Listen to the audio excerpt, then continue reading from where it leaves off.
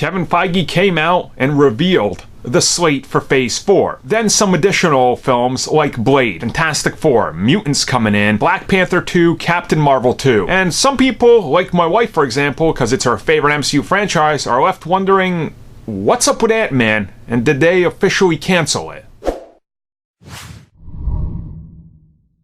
So Ant-Man is one of these interesting franchises where the film makes profit. It definitely makes profit, but it's not something that's pulling in that close, or the sequel is going to pull in close to $1 billion.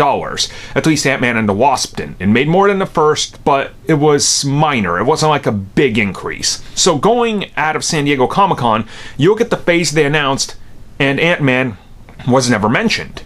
There's no sign of it. Now, does this mean he's canceled?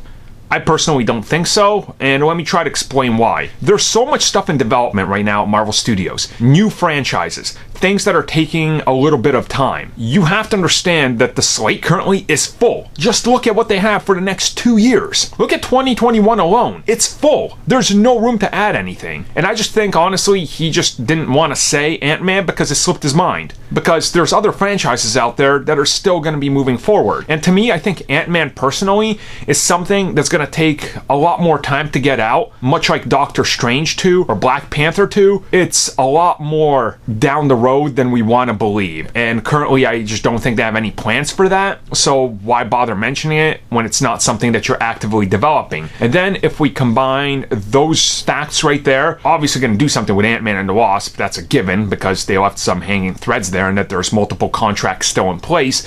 You have to look at what Peyton Reed said about wanting to do Fantastic Four. Again, if he goes and does Fantastic Four, maybe, or if he, executive produces it or something, that doesn't necessarily give him the opportunity to also do Ant-Man at the same time. He'd have to put his focus somewhere. And I think Marvel Studios is trying to find the best way to move forward with Ant-Man without having to kind of move other stuff aside while also building up franchises. So the addition of Blade, to me, honestly says that was probably at one point going to be something to do with Ant-Man, but they're like, you know what? Let's do Blade now, and we'll get to Ant-Man when we get to him, because nobody's really clamoring for him more than some of these other characters. That's just Hollywood. That's business.